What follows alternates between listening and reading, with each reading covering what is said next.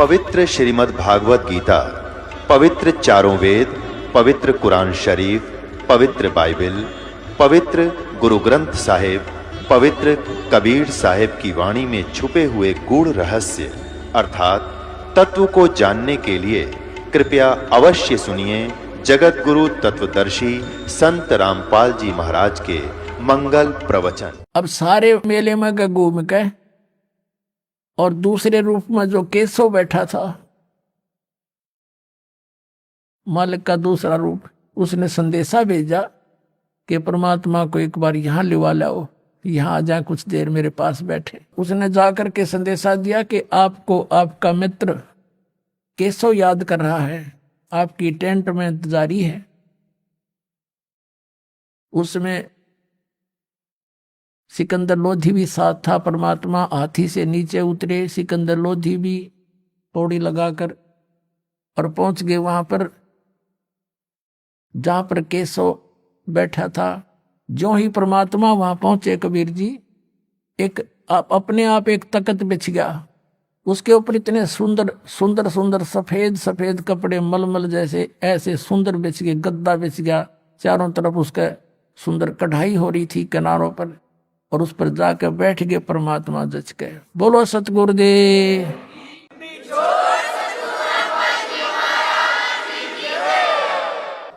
फिर वहां केशव प्रसन्न करता है कि हे परमात्मा, आप इसे सुंदर लोक ने छोड़ कर सतलोक ने आप यहाँ किस लिए आए, इसे गंदे लोक में? यहाँ खान पीन ने भी कोई ना इनके पास, और आप इनका भला करो, ये आपका बुरा करते हैं, आप क्यों आए इसे गंदे लोक में? तब परमात्मा कहते हैं केशव तू मेरे दर्द को नहीं समझता। यानी परमात्मा ने लीला करी थी, उनने तो बुरा करने की सोची थी, कबीर जी भाग जाएंगे, और परमात्मा ने सोचे थे क्यों करे इकट्ठे कर दे मेरे बच्चा ने, मैं कि मैं सुना दू इन मूर्खा ने के सांग सहयोग। उन तो वह तो दुखी हुए, और अपने बच्चों के लिए तो सब सतलोक से आहार भी वो है, सबको यहाँ भी वो दे रहा है, सतलोक में भी वो खवा रहा है। वो भोजन में तो कोई बड़ी बात नहीं थी, उसके बच्चे वो तो खिलाना ही था उसने, लेकिन उसने यू ज्ञान देना था। जैसे ही आपको यहाँ बुलाते हैं, ये दास परमात्मा की कथा सुनाता है, अब यहाँ ये बहाना कर रखा है।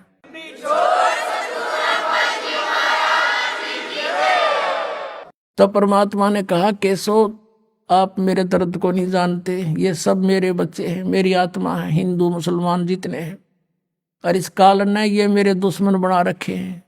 अब मैं इनसे दूर हूं, क्योंकि अपने बच्चा तो दूर हुआ जाकर किसी से, इनकी आंख खोलन आया हूं मैं, किसी तरह मैंने पहचान ले। 20 घंटे तक सत्संग सुनाया, और लाखों की संख्या में जो आए थे वो बोली बेचारे देखो घर छोड़ कर गए हैं, वो गए तो भगवान के लिए थे, साधु संत बने, अब उनको रास्ता कहीं मिला नहीं, जैसा किसी गुरु ने परमित कर दिया, काल के दूत ने उसके चिपके बैठे थे। जब वो ज्ञान सुना सब फड़क का आगे न बोले जी हमने नाम दे दो, हम तो लुट गए पिट गए। लाखों की संख्या में परमात्मा के शिष्य बने। बोलो सतगुरुदेव।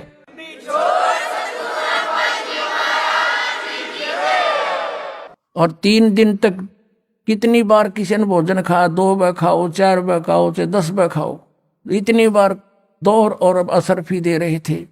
तीसरे दिन जब वापस चले, सब टेंट उठा लिए, वो बंजारे आ रहे थे सेवक, वो भी बैलों पर रख लिया सारा सामान, और कहा चलो भाई। केशव कहने लगा चलो मैं आ रहा हूं, वो चल पड़े। केशव और कबीर साहब वहां खड़े रहे, सिकंदर लोधी शेख तकी और भी सैकड़ों व्यक्ति शेष थे। अब क्या देखा कि जो बैल गंगा पार करके निकलने लगे तो गंगा घुटनों पानी रह गया, उसमें एकदम नीचे चली गई, सारे पार हो लिए। जब देखे तनु थे भाई ये निकलेंगे कैसे, फिर देखा रहे एकदम गंगा उतर गई, सारे पार हो लिए, जो फिर उसी फॉलो होगी। कुछ देर बातें करते रहे, फिर सिकंदर लोधी कहने लगा कि हे केशव जी आप जाओ, आपके बंजारे दूर चले जाएंगे नहीं तो। अब देखा इधर, वहां कुछ भी नहीं था, ना बैल थे ना बंजारे थे। तो पूछा कि कहाँ गए? परमात्मा बोले जहां से आए थे वहां गए। बोलो सतगुरुदेव।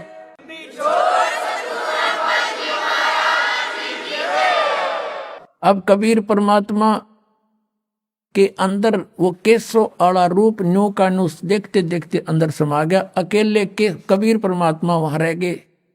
तो क्या बताते हैं, शेख तकी कहने लगा कि चल राजा, इसे भंडारे हम 100 दे दें। क्या किया है ना, महोत्सा सा किया है। महोत्सा तो वो होता है जैसे कोई गुरु बता देता था कि तेरे पिता का काज कर देना तो उसकी मुक्ति ना होए, तो उसके लिए तो फॉर्मेलिटी सी कराया करे, कम से कम पैसा में आइटम घनी लाया करे, वो तो सब महोत्सा। और एक जोनार होती है, जग होती है, जो खुशी में करते हैं। किसी का कई साल में बच्चा हो जाता था तो वो सब इच्छा से खुल के धर्म किया करता था, खुल के पैसे लगाता था। तो उसके विषय में बताते हैं गरीबदास जी कि कोई कहे जग जोनार करी, सब भगत अच्छी आत्मा थी वो ठाठ कर दिए। ईसा यज्ञ ईसा जोनार कदे देखा न सुना, वो महान आत्मा तो न्यू करते हुए गए। और शेख तक की गाड़ी देने के जाना यू इसे हम 100 भंडारे कर दिया, के कराया है ना, महोत्सा सा कराया है इसने। तो कहते हैं कोई कहे जग जोनार करी, कोई कहे महोत्सा, भाई बड़े बड़ाई करा करें गाड़ी का डे अच्छा। बोलो सतगुरुदेव।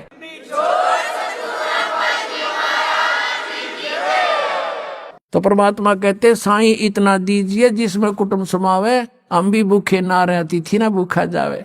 तो पुणात्माओं, परमात्मा के सामने इतने अतिथि आगे थे, सबका भंडारा भर दिया। परमात्मा कहते हैं कल पे कारण कौन है कर सेवा नी काम, और मन इच्छा फल दूंगा जो पड़े मेरे ते काम। ये धनी का काम था भाई, नो खड़े हो जाएंगे आपके सामने आकर जब कोई आपत्ति आओगी, विश्वास रखना। बोलो सतगुरुदेव।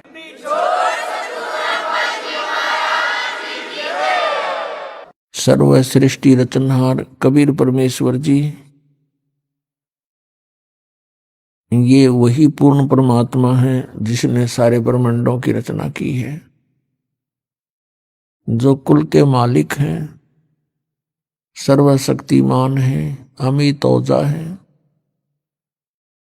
इन्हीं को परम अक्षर ब्रह्म कहा जाता है। ये परमात्मा अपने सतलोक से चलकर यहां पृथ्वी लोक पर आते हैं, अपनी जानकारी अपने पाने का मेथड विधि स्वयं ही बता कर जाते हैं। ये जो सत्संग 7 दिवसीय चल रहा है,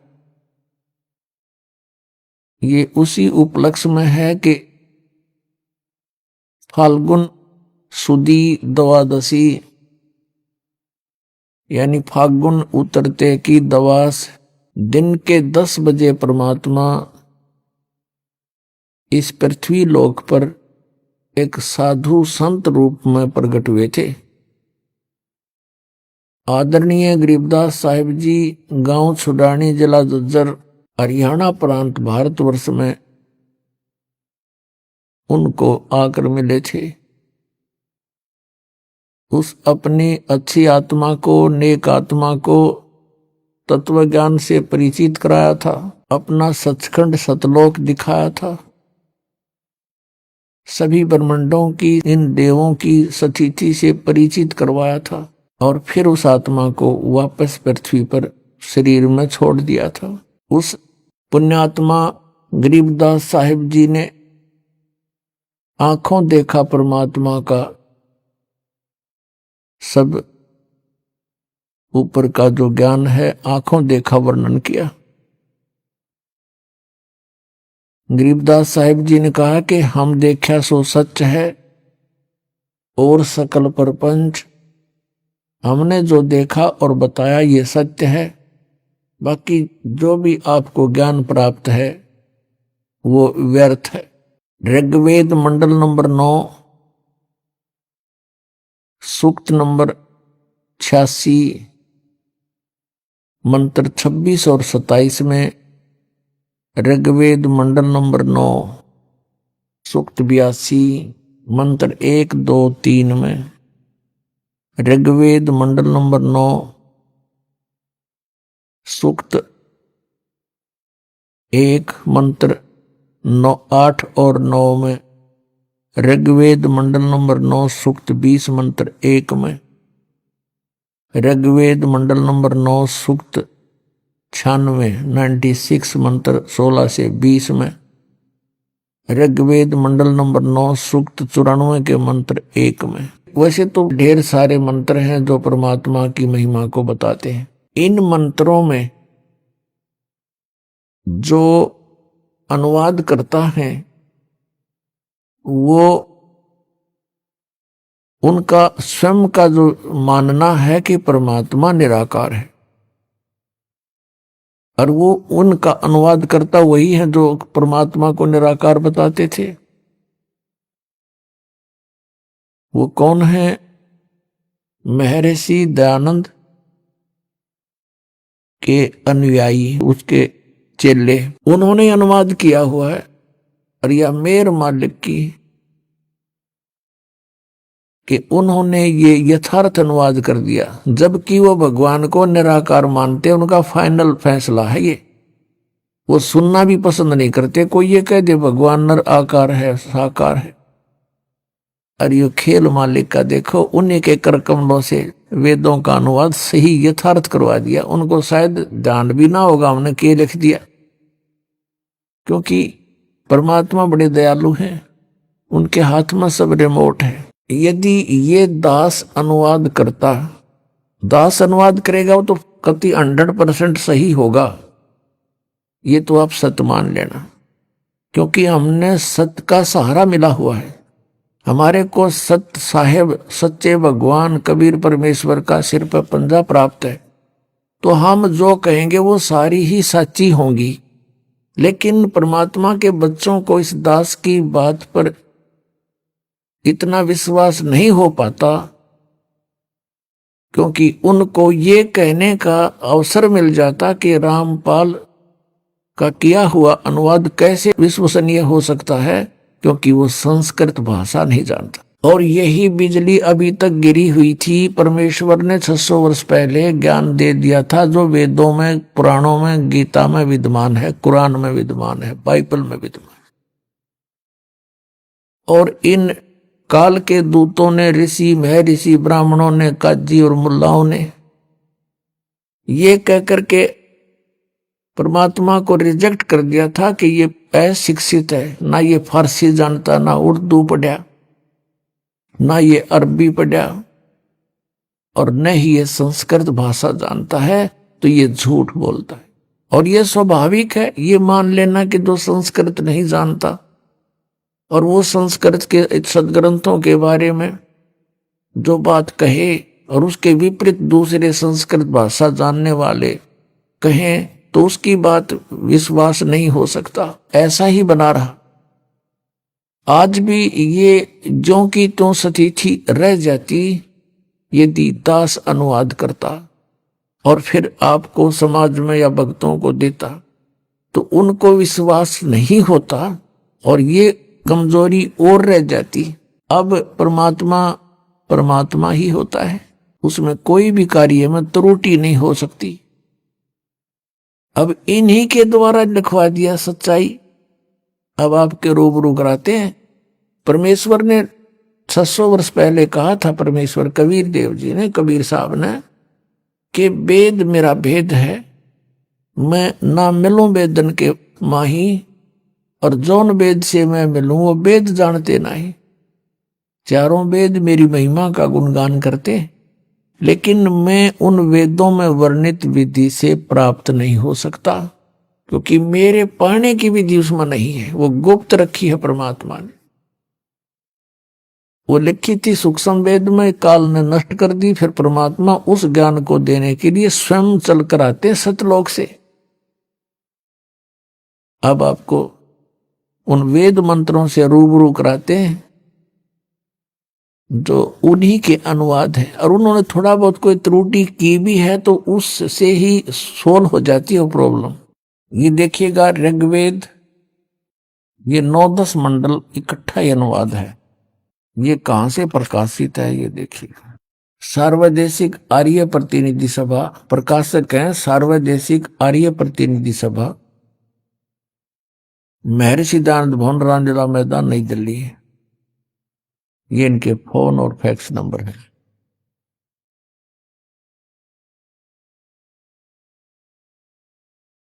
मुद्रक है Prince offset printers 1510 Pataudi house Daryaganj नई दिल्ली से। ये है ऋग्वेद मंडल नंबर 9 सुख 86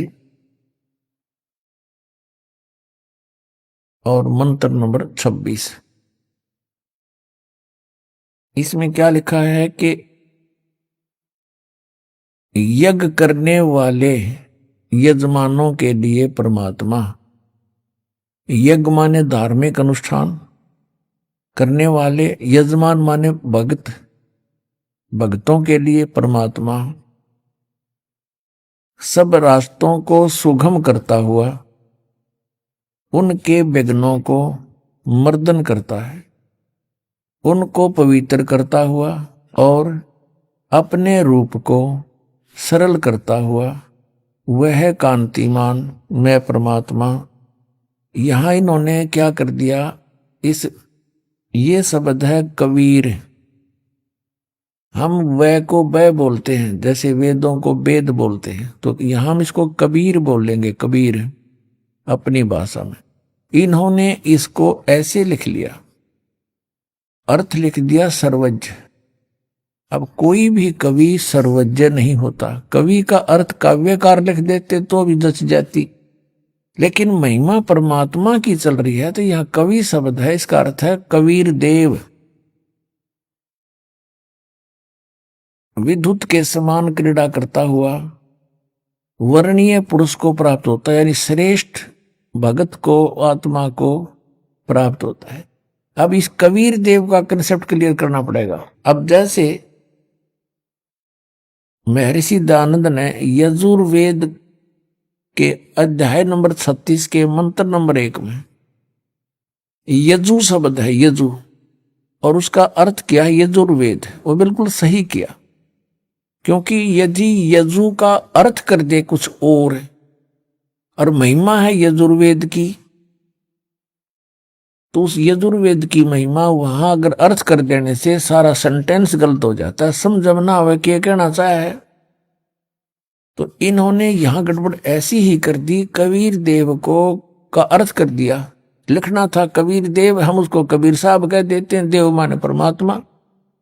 देखो ये दुर्वेद, ये महर्षि दयानंद के कर कमलों से अनुवादित है। ये है प्रकाशक है सार्वदेशिक आर्य प्रतिनिधि सभा 2/5 महर्षि दयानंद भवन रामलीला मैदान नई दिल्ली से। इसके अनुवादक हैं महर्षि दयानंद सरस्वती और मुद्रक हुई Prince offset printers 1510 Pataudi house Daryaganj नई दिल्ली से। इसके 36 नंबर देखो अध्याय है, यह है 36वां 37वां अध्याय 36वां। इसका प्रथम ही मंत्र है रचम वाचम, रचम वाचम परपदे मनो यजु परपदे। अब यहां इन वेदों का अर्थ है जैसे श्याम प्राणम, ऐसे ये यजु है, इसका अर्थ इसने यहां किया है। अब देखो यजु माने, अब इसने सही लिख दिया, यजु का अर्थ यजुर्वेद कर दिया, बिल्कुल ओके है। और इसका अर्थ कर दिया जावे, यजु का अर्थ तो होता है कुछ ना कुछ, यज्ञ स्तुतियां, यजु यज्ञ स्तुतियां लिख देता है, यज्ञ स्तुतियों का संग्रह। तो यजुर्वेद ना लिखते तो सारा ही इसका अनुवाद व्यर्थ हो जाता। तो यहां इन सही लिख दिया यजुर्वेद, बिल्कुल ठीक। तो ऐसे ही जहां कवि है, ये कबीर बोलते हैं, हम इसको यजुर भी बोल सकते हैं, जैसे पुनः बोलो पुनर्बोलो। तो ये यजुर, तो हमने वहां यहां लिखना चाहिए, उसने लिखना चाहिए कबीर देव, जैसे यहां यजुर्वेद लिख दिया। आपने देखा यजुर्वेद में यजु का अर्थ यजुर्वेद कर दिया, बिल्कुल ठीक है। अब इसी प्रकार प्रकरणवश जहां कबीर लिखा है कबीर देव, तो कबीर है वहां कबीर देव ही होना चाहिए, कबीर साहब, देव मान प्रभु। अब हम फिर आते हैं, वो यजुर्वेद रख दिया, अब देखो फिर वही ऋग्वेद, देखिएगा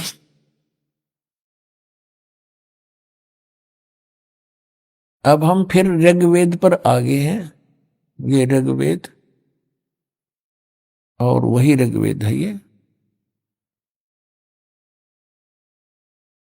अब हम यहां से पढ़ रहे थे, इसको फिर पढ़ते हैं। ऋग्वेद मंडल नंबर 9 सूक्त 86 मंत्र 26। यज्ञ करने वाले यजमानों के लिए, धार्मिक अनुष्ठान करने वाले भक्तों के लिए, यानी भक्ति करने वाले भक्तों के लिए परमात्मा सब रास्तों को सुगम करता है, उसके रास्ते खोल देता है, उनके विघ्नों को मर्दन करता है, उनके संकटों का निवारण कर देता है, समाप्त कर देता है, उनको पवित्र करता हुआ और अपने रूप को, ओए सतलोक में परमात्मा का स्वरूप तेजो में है। एक रोमकूप में करोड़ सूर्य मिला दे, करोड़ चंद्रमा, तो भी रोशनी परमात्मा के एक रोमकूप की अधिक है। इसलिए जब यहां आता है तो अपने रूप को हल्के तेज पुंज का कर लेता है, हल्का कम रोशनी वाला, अपने रूप को सरल करता हुआ वह कांति में परमात्मा अर्थात कबीर देव, ये कबीर देव लिखना, कबीर साहब, विद्युत के समान पहुंचूंगा क्षण एक में, क्षण एक में, क्षण में क्रीड़ा करता हुआ और वर्णीय पुरुष को यानी अच्छी आत्मा को प्राप्त होता है, श्रेष्ठ आत्मा को। अब दूसरे में क्या बता, 27 में बताया है ऋग्वेद मंडल नंबर 9 सूक्त 86 मंत्र 27 में कहा है कि जो परमात्मा ध्युलोक के दिवसे तृतीय पृष्ठे, ये है सतलोक के, दिवलोक के तीसरे पृष्ठ पर विराजमान है, वहां रहता है और प्रकाश रूप है। अब देखो ऋग्वेद मंडल नंबर 9 और सूक्त 82 का, ऋग्वेद मंडल नंबर 82 और मंत्र नंबर 1, सर्व उत्पादक प्रभु, सबकी उत्पत्ति करने वाला परमेश्वर, प्रकाश रूप, सद्गुणों की वृष्टि करने वाला, पापों के हरण करने वाला है, वह राजा के समान, राजा के, ये 269 पे, अरे 270 पे देखो, इन्हीं का अनुवाद 270 पे, राजा के समान दर्शनीय है, राजा के समान यानी नर आकार है, मनुष्य दृश्य है, देखने जोगा है, साकार दिखाई देता है, वह पृथ्वी आदि लोक लोकांतरों के चारों ओर शब्दमान हो रहा है, वह वर्णीय पुरुष को, श्रेष्ठ भगत को, श्रेष्ठ आत्मा को, जो दृढ़ भक्त है उसको पवित्र करता हुआ प्राप्त होता है। जिस प्रकार विद्युत स्नेह वाले स्थानों को आधार बनाकर प्राप्त होता है, अपने आत्माओं जो परमात्मा को निराकार कहा करते अपने कर कमलों से लिख रहे हैं परमात्मा साकार है, राजा की तरह दिखाई देता है, वो तीसरे मुक्ति धाम में विराजमान है, वहां से चलकर आता है, अच्छी आत्माओं को मिलता है। इनके विषय में कहा है मोती मुक्ता दर्शत नाही, ये जग है सब अंदरे, दिखत के तो नैन चश्म, इनका फेरा मोतिया बंदरे।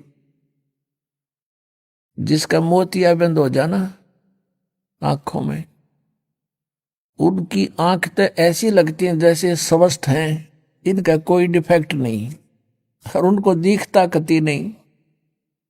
ऐसे ही ये विद्वान दिखाई दे थे, बड़े पहुंचे हुए हैं, समाधिष्ट दिखे, और बताओ निराकार परमात्मा ने, और वेदों का उन्होंने वेदों में परमात्मा निराकार है, दे फूटे बाग इनके, और डबो दिया सारा मानव समाज इनको, संस्कृत भाषा के ज्ञाताओं को, इनको परम विद्वान मानकर हमने इनकी सब बातों को सत्य मान लिया, और ये 100% झूठे थे। इनको कक का पता नहीं था, अध्यात्म मार्ग का, ना वेदों का, ना महर्षि दयानंद को, ना इसके अनुयायियों को, और ये डुबो गए कितने समाज को। ऐसे ही अन्य जितने भी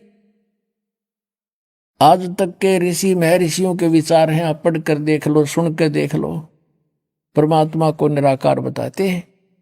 और ये धन धन सतगुरु राधा स्वामी पंथ, जय गुरुदेव पंथाड़े, ये बात बनाओ सतलोक जाने की। रवान हो गया, भगवान तो है ही नहीं, प्रकाश ही प्रकाश है, चेतन ही चेतन है। वह मोक्ष प्राप्त प्राणी ऐसे परमात्मा में लीन हो जाता जैसे बूंद समुद्र में। बता, ये इनके विधान है। ये भगवान ऐसे गुरु मिले हमारे मानव समाज को, डबो दिया काल के जाल में दृढ़ करके फंसा गए। अब इतने दृढ़ फंदे कर दिए, दास के सामने इतनी कठिनाई पैदा कर दी, लेकिन परमात्मा ने एक तोप का गोला दे रखा दास को, अब सब न ठिकाना ला देगा। और ज्ञान सब ज्ञान डी, कबीर ज्ञान सो ज्ञान, और जैसे गोला तोप का भी करता चला मैदान। अब ये जो परमात्मा ने निराकार बताया करते, उन्हीं के हाथों से लिखवा दिया दाता ने। कैसे दयालु है परमात्मा। अब इनकी सबकी बोलती बंद होगी, न्यो कहने जोगे कोई ना। रामपाल ने संस्कृत ना आती, अरे संस्कृत के ज्ञाता हो तुम, मैं लिख रहे हो अपने आप। रामपाल का था रोला खत्म हो गया अभी। और दास जो अनुवाद करेगा 100% करेक्ट होगा। जैसे श्रीमद् भगवत गीता का गहरी नजर गीता में नाम से पुस्तक इस दास ने बना के आपको अर्पित कर रखी है, पढ़कर देखना, मिलाना उन विद्वानों के अनुवाद से। उन्हें अड़ंगा कर रखा पूरे उस सदग्रंथ का, भट्ठा बैठा रखे, कहीं भी सिर पैर नहीं उनके अनुवाद का। और यह सारा सिस्टेमेटिक ज्ञान है परमात्मा। अब वो परमात्मा सतलोक में रहता है, तीसरे मुक्ति धाम में, और वहां से गति करके आता है, बिजली जैसी गति से चलता है। और यहां पर यहां तक उदाहरण दे रखा है वेदों में कि जैसे आकाशीय बिजली किसी धातु विशेष पर गिरती है, उससे उसका कनेक्शन होता है, अट्रैक्शन होता है, उसका गुड कंडक्टर होता है, उस पर आकर गिरती है। जैसे पहले कांसी धातु होती थी, कांसी, उसके थाली बेले बने होते थे, आजकल तो ये स्टील के आगे। तो हमारी दादी कहा करती थी, वर्षा जब होने लगती, बिजली कड़कड़ाती, कि बाहर कोई थाली कांसी की बेला रखा होता तो उसको कहा करते, इनको अंदर रख दो बर्तनों को। और बिजली अमूमन कांसी की धातु पर, थाली पर गिर जाती है। तो यहां वही उदाहरण दिया है कि वो परमात्मा उन्हीं पुण्यात्माओं को आकर मिलता है जिससे उसका उस पर अट्रैक्शन होता है, वहां वो आकर अपना काम कर सकता है। अब उद्देश्य क्या लेकर आते हैं भगवान यहां पर, ये भी पवित्र वेद बताते हैं। कबीर साहब कहते हैं, वेद मेरा भेद है, ना मिलो वेदन के माही, और जौन वेद से मैं मिलूं, ये वेद जानते नहीं। अब देखना, ऋग्वेद मंडल नंबर 9 सूक्त नंबर 82, अब मंत्र नंबर 2 क्या बताता है। ऋग्वेद मंडल नंबर 9 और सूक्त 82।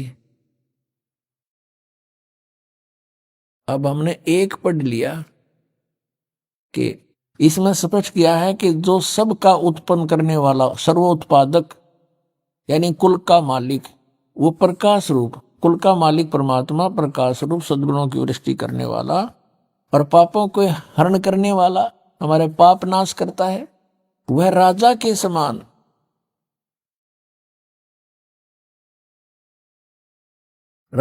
समान दर्शनीय है, देखने जोगा है। वह है पृथ्वी आदि लोक लोकांतरों के चारों ओर शब्दमान हो रहा है।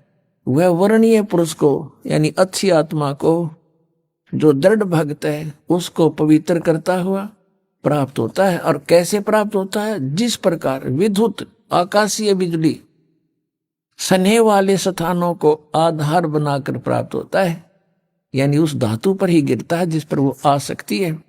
अब ऋग्वेद मंडल नंबर 9 सूक्त नंबर 82 के मंत्र नंबर 2 में क्या स्पष्ट किया है, वो किस उद्देश्य से आता है। हे परमात्मन, उपदेश करने की इच्छा से आप, यानी ज्ञान देने के लिए आप महापुरुषों को प्राप्त होते हो। और आप अत्यंत गतिशील पदार्थ के समान हमारे आध्यात्मिक यज्ञ को प्राप्त होते हैं। आप कबीर देव हैं। कति क्लियर कर दिया वेद ने, आप कबीर देव हैं, या कबीर देव लिख दें बस, इनकी व्याकरण भी बनी रहे ठीक ठाक।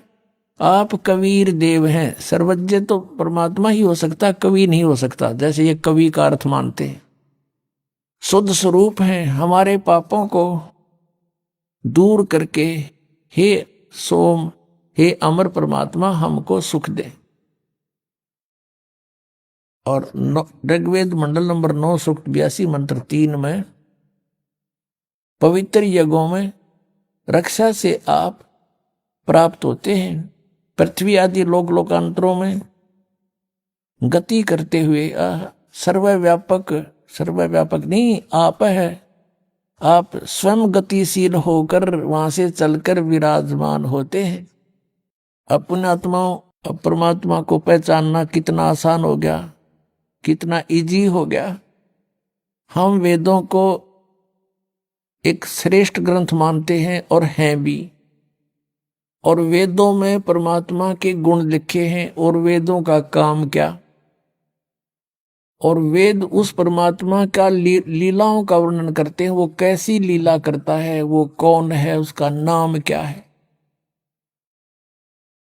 और वही वेद बता रहे हैं, और वही आंखों देखा संत बता रहे हैं। अब ऋग्वेद मंडल नंबर 9 सूक्त 20 को देखिएगा, मंत्र नंबर 1।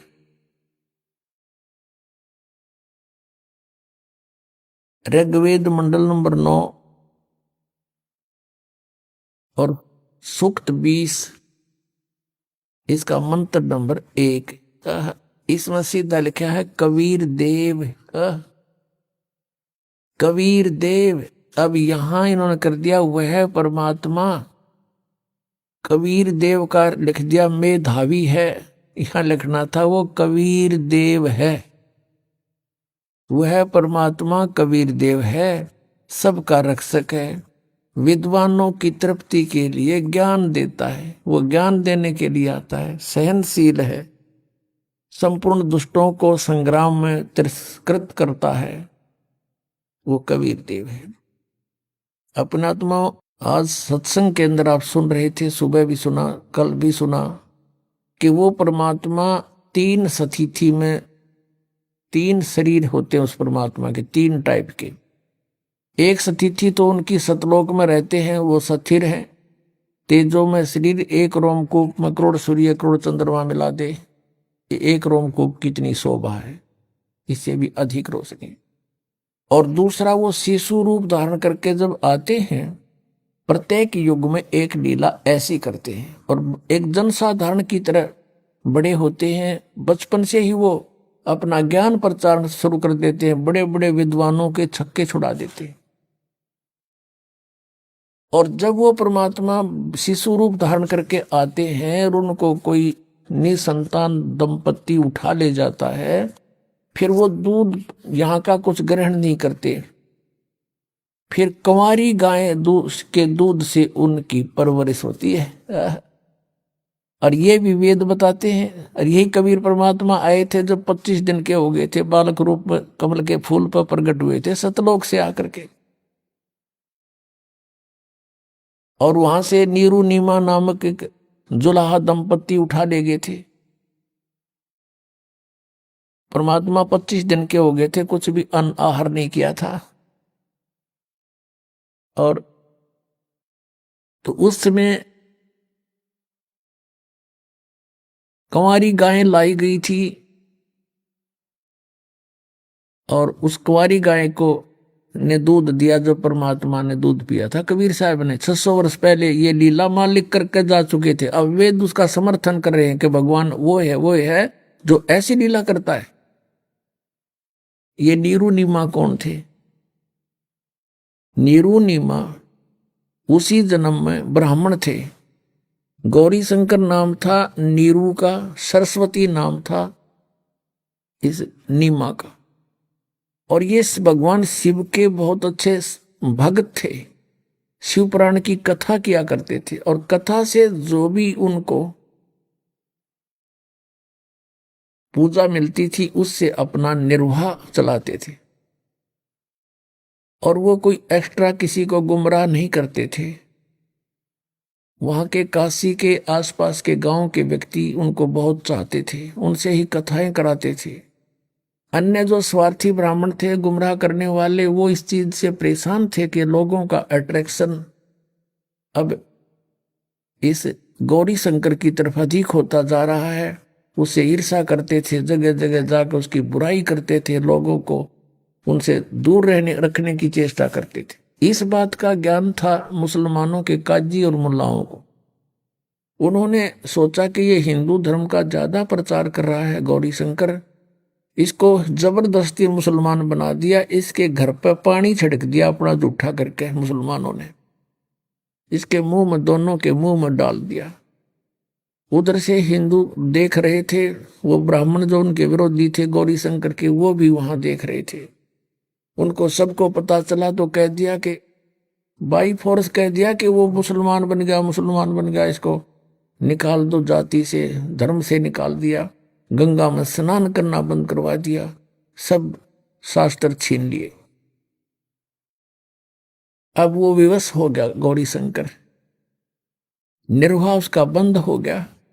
तो उनका नाम रख दिया मुसलमान रीति से, गौरी शंकर का नाम रख दिया नूर अली, और सरस्वती का नाम रख दिया नियामत। उनको नीरू और नीमा कहने लगे शॉर्टकट में। अब उन्होंने देखा कि अब क्या करें। उन्होंने सिंपल सा एक तरीका ढूंढा, एक कपड़ा बुनने का सबसे सस्ता तरीका ढूंढा, क्योंकि उसमें 4 लठ खुट्टे गाड़ने होते, 5-7, कोई खर्चा नहीं होता। वो कपड़ा बुनने लग गए, और जिस कारण से वो जुलाहा कहाए। और सन 1398 में संवत 1455 ज्येष्ठ सुदी पूर्णमासी को सतलोक से परमात्मा चलकर आए। लहर तारा नामक एक सरोवर है, जलाशय है काशी शहर में, उसके ऊपर खिले कमल के फूल पर आकर विराजमान हो गए। उसमें एक अष्टानंद नाम के महर्षि वहां उस सरोवर पर सुबह सुबह ब्रह्म मुहूर्त में, सूर्य उदय होने से लगभग 1.5 घंटा पहले वहां बैठकर अपनी साधना कर रहे थे। परमात्मा सतलोक से आया, एक प्रकाश जैसा ऊपर से एक प्रकाश आया गोला सा। इस अष्टानंद ने देखा कि ये प्रकाश किस चीज का है, इतना तेज कभी देखा नहीं। अब उसकी अष्टानंद ऋषि की आंखें उस परमात्मा के प्रकाश को सहन नहीं कर सकी, आंखें बंद हो गई। जैसे हम सूर्य की तरफ देख लेते हैं तो हमारी आंखें ज्यादा देर उसको देख नहीं सकती।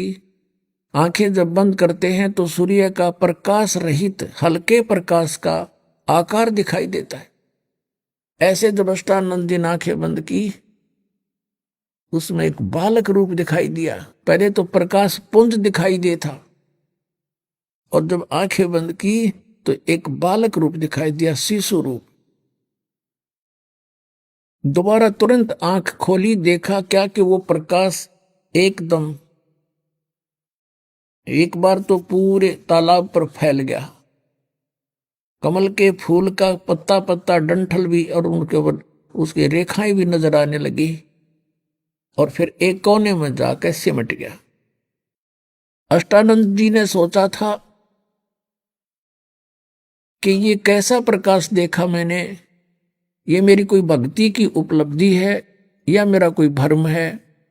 वो तो उठ कर चला गया कि अपने पूज्य गुरुदेव से पूछूंगा। उनके गुरुदेव थे स्वामी रामानंद जी, जो बहुत बड़े विद्वान माने जाते थे वेदों और गीता के, पुराणों के, और उन्हीं का वो शिष्य था।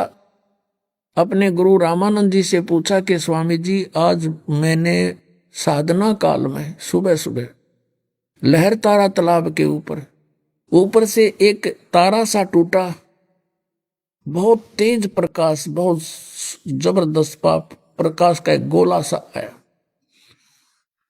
और मेरी आंखें एकदम सहन नहीं कर सकी। देखते ही मेरी आंखें बंद हुई तो उसमें एक बालक शिशु रूप दिखाई दिया भगवान। फिर दोबारा आंखें खोली तो वे लहर तारा तालाब के एक सरोवर किनारे पर सिमट गया, समाप्त हो गया।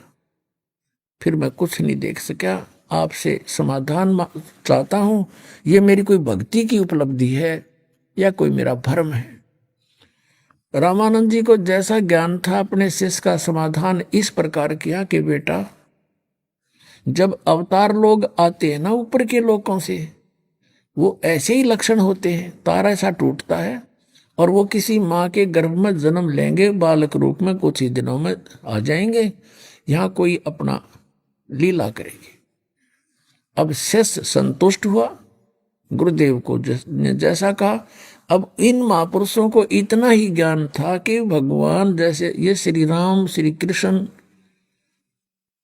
श्री विष्णु जी के अवतार मानते हैं और ये भी मानते हैं कि बगैर माता के कोई उत्पन्न नहीं होता, इनके भगवान भी माँ से ही उत्पन्न हुए। लेकिन हमारा भगवान और आप सभी का भगवान, वैसे तो हमारा कहना ठीक नहीं, हमारा जो आपका जो सर्वशक्तिमान हमारा परमात्मा है वो माँ से जन्म नहीं लेता, वो स्वयंभू है, परिभू है, ऐसनाविरम शुक्रम अकायम। उसका शरीर माता पिता से के शुक्र से, शक्ति से बना हुआ नहीं है। उसकी काया वो नहीं है, उसमें स्नायु नहीं है। शरीर तो है, नहीं तो फिर असनायु क्यों कहना। जैसे यजुर्वेद अध्याय नंबर 40 के मंत्र 8 में सपरि आगात, वो सबसे पहला प्रगट पुरुष है, स शरीर देहधारी है। इसका अर्थ ये बनता असली तो। और वो कबीर मनीषी शुक्रम अकायम ऐसनाविरम अबिंदम अचित परिभू स्वयंभू। अब देखो इसमें स्वयंभू शब्द भी कहा और परिभू भी कहा और शुक्रम अकायम ऐसनाविरम। यदि परमात्मा निराकार इस दो श्लोक से, मंत्र से हम निराकार माने, इन्होंने अनुवादकर्ताओं ने अज्ञानतावश केवल अकायम शब्द से परमात्मा को निराकार ले लिया कि वो काया नहीं है। उसके ये काया नहीं है स्नायु वाली, उसकी काया तो है लेकिन ऐसनाविरम क्यों लिखा उसमें नाड़ी को ना, एक अकायम शब्द सुफिशिएंट था। अब देखिएगा यजुर्वेद, पुण्यात्माओं, बालक आज कोई बालक नहीं हो, छोटे छोटे बच्चे भी आज कंप्यूटर चलाते हैं और इंग्लिश कैसे बोलते हैं फर्राटे की। और ये तो वेद हैं, संस्कृत और हिंदी लिखे हुए, बहुत आसानी से समझ सकते हैं। देखिएगा यजुर्वेद दिखाते हैं, यजुर्वेद ये महर्षि दानंद के द्वारा इसका अनुवाद है और ये प्रकाशक है सार्वदेशिक आर्य प्रतिनिधि सभा 2/5 महर्षि दानंद भवन, रामलीला मैदान, नई दिल्ली से। ये महर्षि दानंद सरस्वती कृत है, 40 के 40 अध्याय। प्रिंस मुद्रक है, Prince offset printers, 1510 Pataudi house, Daryaganj, नई दिल्ली से। अब इसके अंतिम अध्याय है 40वां और इसका मंत्र 8 है, ये जो दास आपको बोल रहा है। ये है 44वां अध्याय यजुर्वेद और यानी 40वां अध्याय 44वां, और यहाँ ये 8वां मंत्र इसका 40वें अध्याय का। इसमें लिखा सपरि आगात शुक्रम अकायम अवर्णम असनाविरम शुद्धम अपाप विद्धम कबीर मनीषी परिभू स्वयंभू यथा तथ्यतः अर्थान व्यवधाता शास्ति भय समाभय। ये 8वां श्लोक। इसने क्या। आइए अब हम उन श्रद्धालुओं के अनुभव जानते हैं जो जगत गुरु तत्वदर्शी संत रामपाल जी महाराज जी से दीक्षा प्राप्त कर चुके हैं तथा उनके द्वारा बताए गए भक्ति मार्ग पर चल रहे हैं। नमस्कार सर। नमस्कार सर। सर क्या नाम है आपका? सर मेरा नाम अभिजीत सिंह है और मैं गांव बिजलानाबास, डिस्ट्रिक्ट भिवानी, हरियाणा से हूँ। अभिजीत सिंह जी, आपने संत रामपाल जी महाराज से नाम दीक्षा कब ली? सर मैंने संत रामपाल जी महाराज जी से नाम दीक्षा 5 मई 2013 को ली। अभिजीत सिंह जी, आपने क्या क्या भक्ति साधनाएं की हैं, कृपया हमारे दर्शकों को बताएं। देखिए, संत रामपाल जी महाराज जी की शरण में आने से पहले जो है मैं 7th क्लास से ही मैंने हनुमान जी की भक्ति स्टार्ट कर दी थी और मैं मंगलवार का व्रत करता था। उसके बाद में थोड़ा बड़ा हुआ तो परिवार में जैसे बाबा रामदेव जी पीर राजस्थान के अंदर हुए हैं तो उनकी पूजा साधना करते थे, तो हम सब जो है राजस्थान में रामदेवरा जाया करते थे। और उसके बाद में थोड़े बड़े हुए तो पता चला कि भक्ति मार्ग के अंदर जो है गुरु बनाना वो बहुत इम्पोर्टेंट है। तो फिर हमने गुरुओं की तलाश करी। तलाश करते करते हमने जो है ब्रह्म ऋषि कुंवर स्वामी जी से भक्ति साधना ली और उनके यहाँ 3 दिन का समागम होता था तो उनमें हम जाया करते थे। और एक जो यहाँ भिवानी डिस्ट्रिक्ट के अंदर बीरण गांव है उसी के अंदर एक रामदेव जी पीर जी का मंदिर है, उसमें एक महाराज रहते हैं फूलनाथ जी, उनसे भी हमने जो है भक्ति साधना ली थी। आपने बहुत सारे गुरु बना रखे थे, तो फिर संत रामपाल जी महाराज जी के शरण में कैसे गए, क्या कारण बना? देखिए, संत रामपाल जी महाराज जी की शरण में आने का जो मुख्य कारण ये था कि ये भक्ति साधना करते करते भी हमें कोई लाभ नहीं हो रहा था। परिवार के अंदर प्रेत बाधा थी और उस प्रेत बाधा के चलते जो है पूरा परिवार हमारा परेशान था। मेरी बड़ी सिस्टर हैं और जो मेरी भाभी जी हैं उनके अंदर प्रेत आया करता था और उस प्रेत बाधा से इतनी उनको परेशानी होती थी, जब वो प्रेत आता था तो इस तरीके से वो पूरा हिला देता था उनके शरीर को और उसके बाद में पूरा बदन उनका दुखता था। तो उसी के चलते हमने तांत्रिकों को भी दिखाया, बाबाओं के यहाँ भी गए, लेकिन कोई किसी तरीके की रिलीफ हमें मिल नहीं रही थी। फिर उसके बाद में हमने जो ब्रह्म ऋषि जी कुंवर स्वामी हैं उनको गुरु बनाया। उनका पाठ भी उन्हें हमने दिलवाया, लेकिन उनका पाठ करते करते भी जो उनकी परेशानी थी वो दूर नहीं हो रही थी। ये भक्ति साधना करते करते भी जो है हमें बाधाएं बढ़ती जा रही थी। आलम ये हो गया था कि घर के अंदर जैसे आप देखते हो बारिश में पानी बरसता है, इस तरीके से जो है खून की वर्षा होती थी और हमारी आंखों के सामने हम देखते थे फर्श के ऊपर खून के थक्के आगे गिरते थे बड़े बड़े। और ऐसा होता था जैसे सर्दी का टाइम है, हम रूम के अंदर सो रहे हैं तो बाहर से ऐसे जैसे कोई इंसान पकड़ के दरवाजे को हिलाता है, इसी तरीके से वो प्रेत हमारे दरवाजे को जोर जोर से हिलाता था और जब हम बाहर जाके देखते थे तो कुछ भी दिखाई नहीं देता था। ऐसे ही होता था कि जैसे छत पे कोई नाच रहा हो, लेकिन छत पे जब जाके देखते थे कुछ नहीं मिलता था। तो उस प्रेत बाधा से जो हम बहुत परेशान थे। मेरे ताऊ जी थे, मेरे ताऊ जी के लड़के थे, उस प्रेत बाधा के चलते उनको मानसिक परेशानी हो गई थी। वो पागलों की तरह व्यवहार करते थे और इस तरीके से करते थे कि उनको बेल से बांध के रखना पड़ता था। अगर खुला छोड़ दें तो वो मारने लग जाते थे या अपने कपड़े फाड़ने लग जाते थे। हमने डॉक्टरों को भी बहुत दिखाया, रोहतक पीजीआई में दिखाया, लेकिन दवाई ली, कोई आराम नहीं मिला। तो उसके बाद में हमने कहीं से सुना था कि जो पूर्ण संत होते हैं ना, वो आशीर्वाद भी दे दें कि ये कह दें कि बेटा आपकी दुख तकलीफ दूर हो जाएंगी, तो उसी से जो है इंसान की दुख तकलीफें दूर हो जाती हैं। तो इसी खोज में हमने जो है संत महात्माओं को ढूंढना स्टार्ट करा। तो उससे पता चला, मेरे पापा जी थे जो पहले उन्होंने राधा स्वामी पंत से नाम दीक्षा ले रखी थी, तो वहाँ पे वो जाते थे तो हमें ये पता था कि वहाँ पे जो उनके गुरु हैं वो मिलते नहीं हैं। दूर से ही वो अपना आशीर्वाद वगैरह सत्संग वगैरह करते हैं, अपने अनुयायियों की कोई भी किसी भी तरीके की परेशानी नहीं सुनते हैं। तो इसीलिए हमने वहाँ जाना तो ठीक नहीं समझा। बाकी संतों के बारे में पता करा, इनके आश्रमों के नंबर निकाल के कांटेक्ट किया, तो पता किया तो उन्होंने बताया कि भाई ऐसे वो हर इंसान से नहीं मिलते हैं। फिर उसके बाद में जो है हमें एक बारी ज्ञान गंगा बुक मिली थी कहीं से, उसके अंदर एक संत रामपाल जी महाराज जी के अनुयायी का हमने अनुभव पढ़ा था। उसमें उन्होंने बताया था कि वो कहीं से ऊपर से गिर गए थे और गिरने की वजह से उनकी रीढ़ की हड्डी में चोट लग गई थी। चोट के लगने के कारण वो उठ भी नहीं पा रहे थे। तो वो जो है संत रामपाल जी महाराज जी के पास में गए और जाने के बाद संत रामपाल जी महाराज जी ने उनको आशीर्वाद दिया और वो आशीर्वाद मात्र से ठीक हो गए। तो ये बात जो हमने ज्ञान गंगा बुक में पढ़ी थी, तो वही बात कहीं ना कहीं मेरे दिमाग में थी कि अगर संत रामपाल जी महाराज जी अपने अनुयायियों से मिलते हैं तो एक बार हम बात करके देखते हैं। फिर जो हमने टीवी चैनलों पे जैसे हम बाकी संतों के भी सत्संग सुनते थे, तो हमें पता था कि संत रामपाल जी महाराज जी का भी सत्संग आता था। कई बारी जो है हम टीवी चैनल बदलते थे तो संत रामपाल जी महाराज जी का सत्संग हमारे सामने आता था, लेकिन पहले हमने कभी सुना नहीं। उसके बाद में हमने थोड़ा सुनना स्टार्ट किया और वहाँ पे जो है टीवी चैनल के ऊपर जब गुरुजी का, संत रामपाल जी महाराज जी का सत्संग आता है तो उसके अंदर आश्रम के नंबर भी आते हैं। तो हमने नंबरों पे कांटेक्ट किया और पता किया कि भाई संत रामपाल जी महाराज जी हैं, वो अपने अनुयायियों से मिलते हैं क्या। तो आश्रम में जैसे हमने बात करी तो उन्होंने बताया कि हाँ, संत रामपाल जी महाराज जी जो हैं वो अपने हर भगत अनुयायी से मिलते हैं और उनकी जिस भी तरीके की परेशानी होती है वो सुनते हैं और उनका निवारण करते हैं। तो हमने आश्रम में जाके संत रामपाल जी महाराज जी के नाम दीक्षा ली जी। सर, जैसे कि आपने बताया कि आप बहुत ज़्यादा परेशान थे, उसके लिए आप बहुत सारे मंदिरों में भी गए और गुरु भी आपने बनाए, तो क्या संत रामपाल जी महाराज से नाम दीक्षा लेने के बाद आपकी परेशानियां ठीक हुई?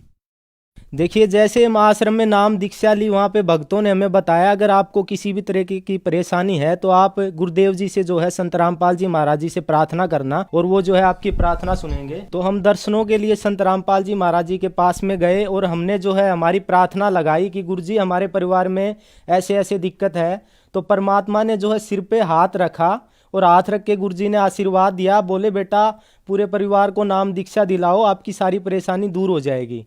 तो भगत सर, मैं जिस टाइम आश्रम में गया था उस टाइम मेरे पेट में बहुत ज़्यादा तकलीफ थी, दर्द होता था, मैं दवाई लेता था और दवाई लेने के बाद भी मेरे को किसी भी तरीके का आराम नहीं हो रहा था। जैसे ही संत रामपाल जी महाराज ने मेरे सिर पे हाथ रखा, आशीर्वाद दिया, आशीर्वाद देते ही जो है मेरे पेट में आराम हो गया और मैं उसके बाद में भंडारा करने गया। मैंने आश्रम में जाके वहाँ पे 4-5 रोटियाँ खाई। मैं 2-3 दिन से इतना परेशान था कि मैं खाना नहीं खा पा रहा था ठीक से। सर, मेरे पेट में दर्द रहता था और उल्टी होती थी। डॉक्टरों को दिखाया था, दवाई भी ली थी, लेकिन आराम नहीं मिल रहा था। लेकिन गुरुजी के आशीर्वाद मात्र से ना उसी टाइम मेरे को रिलीफ मिल गई। फिर मेरे को ये लगा कि ये पूर्ण संत हैं, इनके आशीर्वाद मात्र से ही मेरे को इतना लाभ मिला है। उसके बाद में जो है मैं घर पे आया और घर पे आने के बाद में जो है मैंने संत रामपाल जी महाराज जी की बताई जो भक्ति साधना थी वो मैंने करनी स्टार्ट कर दी जी। उस भक्ति साधना को करने के बाद में मेरे परिवार के अंदर जितनी भी प्रेत बाधा थी वो एकदम से भक्ति करते करते कुछ ही टाइम के अंदर सारी ठीक हो गई और जितनी भी परेशानियां आ रही थी वो एकदम से दूर होना स्टार्ट हो गई। तो मेरे को दृढ़ विश्वास हो गया कि संत रामपाल जी महाराज जो हैं वो पूर्ण परमात्मा है और वो ही सच्ची साधना जो है इस पृथ्वी पे दे रहे हैं। तो उसके बाद में मैंने पूरे परिवार को नाम दीक्षा दिलाई। मेरी बहन को जो प्रेत बाधा थी नाम दीक्षा लेने के बाद में वो भी दूर हो गई और भाभी जी को भी प्रेत बाधा थी, वो भी नाम दीक्षा लेते ही ठीक हो गई। उसके बाद में मेरे ताऊ जी और मेरे ताऊ जी के लड़के हैं, उनको मानसिक जो परेशानी थी वो पागल रहते थे, उनको बांध के रखना पड़ता था। उनको मैं आश्रम लेके गया, बरवाड़ा आश्रम, और उन्होंने जाके संत रामपाल जी महाराज जी से नाम दीक्षा ली और नाम दीक्षा लेने के कुछ ही टाइम के अंदर जो है उनकी वो समस्या बिल्कुल पूरी तरीके से दूर हो गई। संत रामपाल जी महाराज जी की दया से आज वो बिल्कुल ठीक हैं। और अभी कुछ टाइम पहले मेरी नानी जी को जो है बुखार हो गया था, 2-3 दिन तक उन्होंने घर पे ही नॉर्मली दवाई वगैरह ली, लेकिन दवाई लेने से उनको आराम नहीं आया। उसके बाद में हमने उनको हॉस्पिटल में दिखाया। जब हम उनको हॉस्पिटल लेके गए, डॉक्टरों ने उनको टेस्ट बोले, उसमें CBC एक टेस्ट होता है जिसके अंदर ब्लड की कंप्लीट काउंटिंग आती है, तो हमने करवाया और उसके अंदर देखा तो उसके अंदर जो है WBC बढ़ी हुई थी।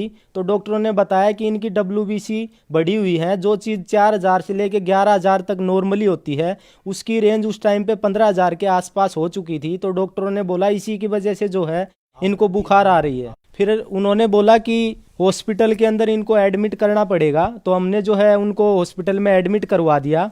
उनको 3 दिन तक हॉस्पिटल में एडमिट रखा। उसके बाद भी जो है उनकी जो इन्फेक्शन था, WBC थी, वो बढ़ती जा रही थी और वो 30,000 तक पहुंच गई। एडमिट करवाने के बाद दोनों टाइम उनको इंजेक्शन लगते थे, दवाई दी जाती थी। दवाई देते देते इंजेक्शन लगाते लगाते उनकी WBC बढ़ती जा रही थी। उसके बाद में जो है हमने संत रामपाल जी महाराज जी से प्रार्थना लगवाई और गुरुदेव जी ने बोला कि बेटा परमात्मा दया करेंगे, आशीर्वाद है।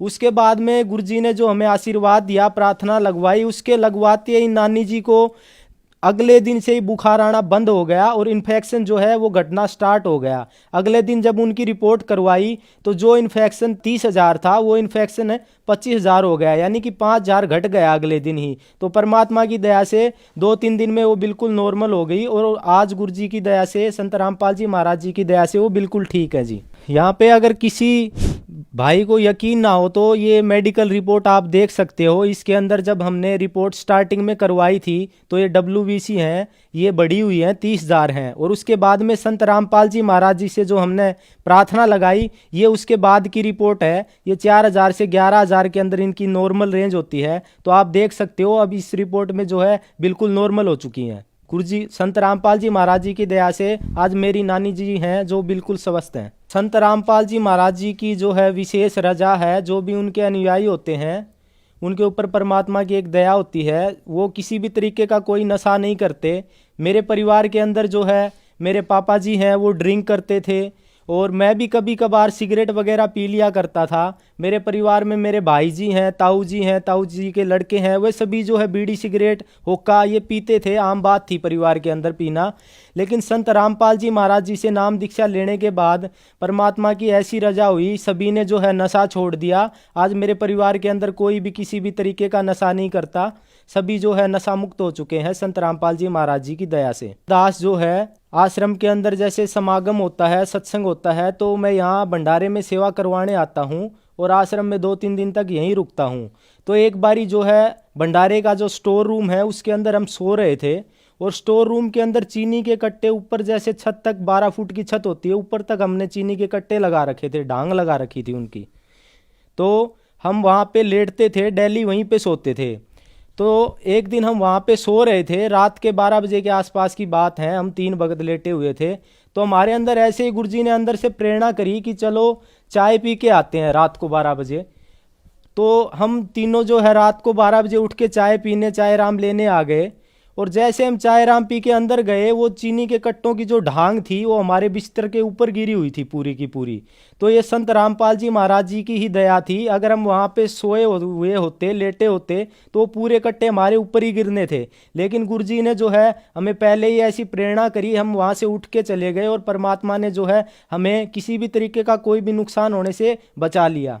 सर, संत रामपाल जी महाराज से नाम दीक्षा लेने के बाद आपको बहुत सारे लाभ मिले। आपने बताया कि आप बहुत ज़्यादा परेशान थे, आपने कई सारे गुरु बनाए, बहुत सारी जगह गए, लेकिन आप ठीक नहीं हुए। संत रामपाल जी महाराज जी से ही आप क्यों ठीक हुए, इसके पीछे क्या कारण था? देखिए, संत रामपाल जी महाराज जी से ठीक होने का मुख्य कारण जो है, हमारे गुरु जी संत रामपाल जी महाराज सत्संगों के अंदर बताते हैं कि जब तक आप शास्त्र के अनुकूल, जैसे शास्त्रों में बताया है वैसे भक्ति साधना नहीं करोगे तो आपको किसी भी तरीके का कोई भी लाभ नहीं मिलेगा। यही कारण है संत रामपाल जी महाराज जी जो हैं सभी वेद शास्त्रों के अकॉर्डिंग हमें भक्ति साधना बताते हैं, और उस भक्ति साधना को करने से हमें जो भी जिस भी तरीके के इस लोक के अंदर लाभ मिलने होते हैं वो सब लाभ मिलते हैं जी। सर, जो दर्शक आज आपको टीवी पर देख रहे हैं और वो भी संत रामपाल जी महाराज से नाम दीक्षा लेना चाहते हैं, लाभ लेना चाहते हैं, तो उनको क्या करना होगा?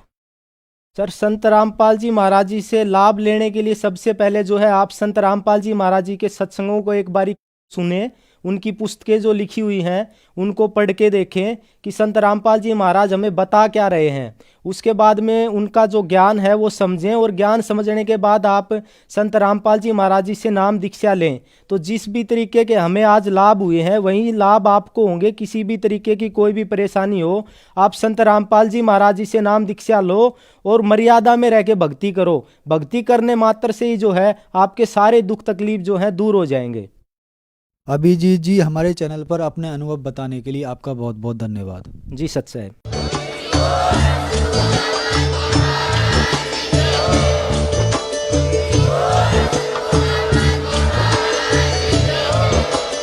आप सुन रहे थे जगत गुरु तत्वदर्शी संत रामपाल जी महाराज जी के मंगल प्रवचन। अधिक जानकारी के लिए विजिट कीजिए हमारी वेबसाइट www.jagatgururampalji.org। संत रामपाल जी महाराज जी के शुभ आशीर्वाद से पूरे विश्व भर में 500 से भी ज्यादा नाम दीक्षा केंद्र हैं, जिन पर संत रामपाल जी महाराज जी द्वारा ऑनलाइन निशुल्क नाम दीक्षा दी जा रही है। अपने नजदीकी नाम दीक्षा केंद्र का पता करने के लिए संपर्क करें 8222880541।